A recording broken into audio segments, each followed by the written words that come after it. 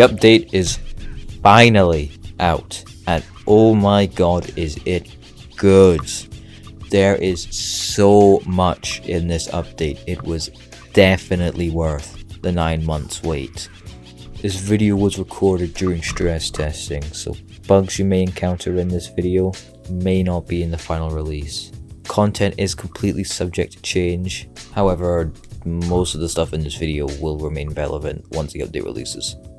Starting off with the administration sector. This sector has like maybe 5-6 new rooms, including the arsenal, the directorate chamber, the O5 offices, and also some extra little random rooms. The coolant pump room has received a major revamp.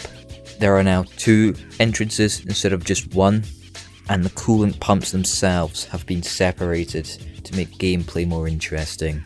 Maintenance has also received a new corridor leading to the new entrance to the coolant pump room. The breach shelter has also been revamped with some of the new models. Its layout has been changed, more has been added to it. It's got slight elevation as well. It's pretty good. Another addition to this update is the new Armory.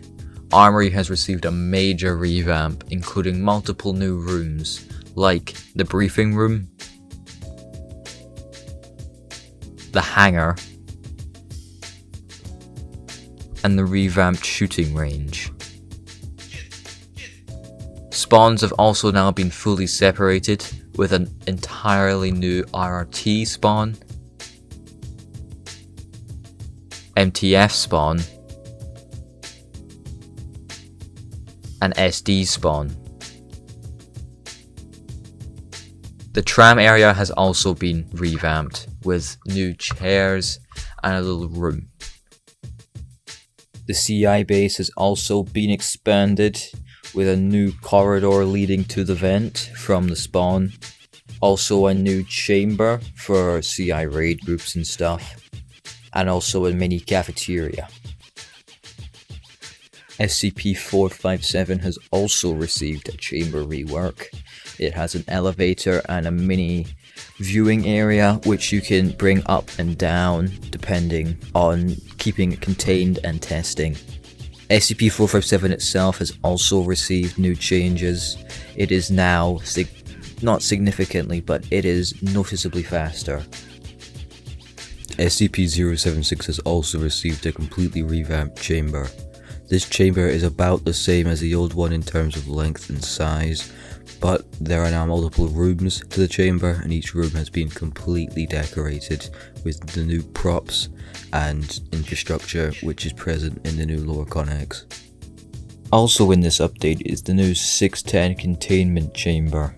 This is the biggest containment chamber in the game, with multiple floors, an elevator leading down into a hole with 610 inside.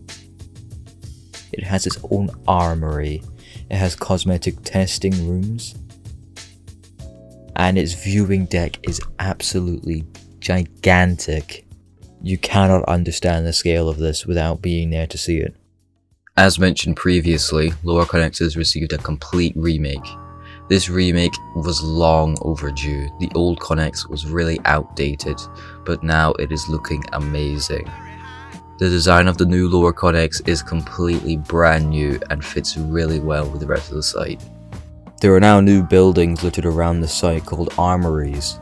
These armories are used to access the customization menu so you can customize your guns and such.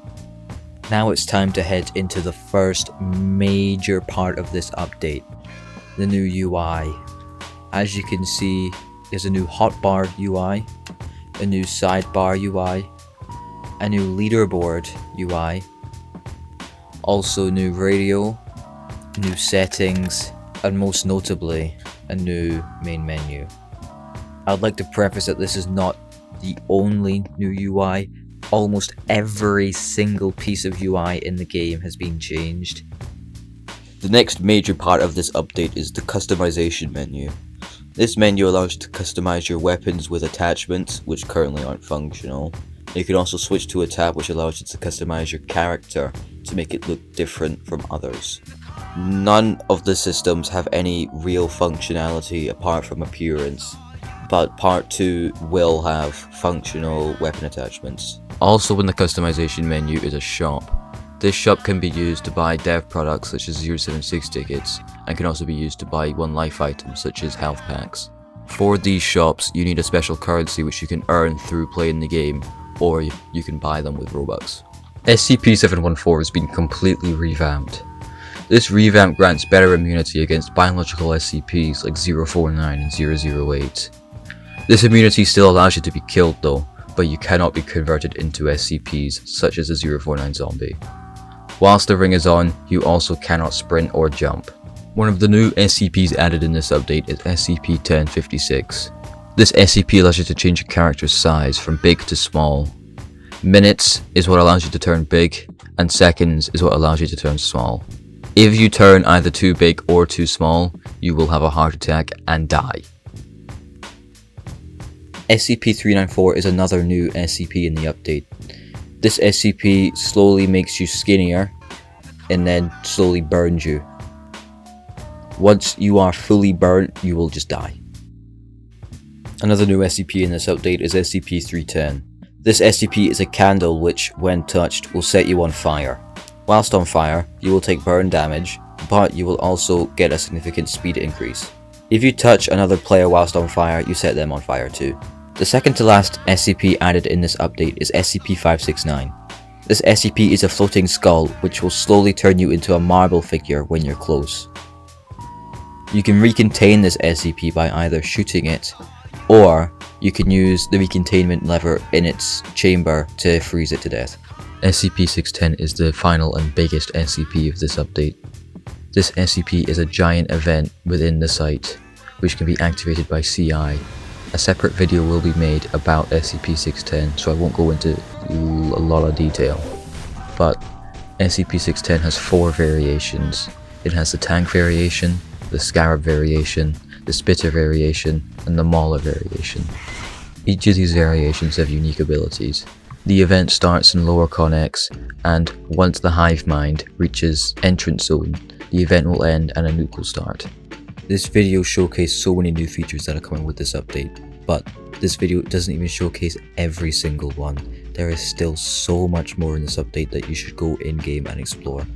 But that's all I have for you today, so I'll see you another time.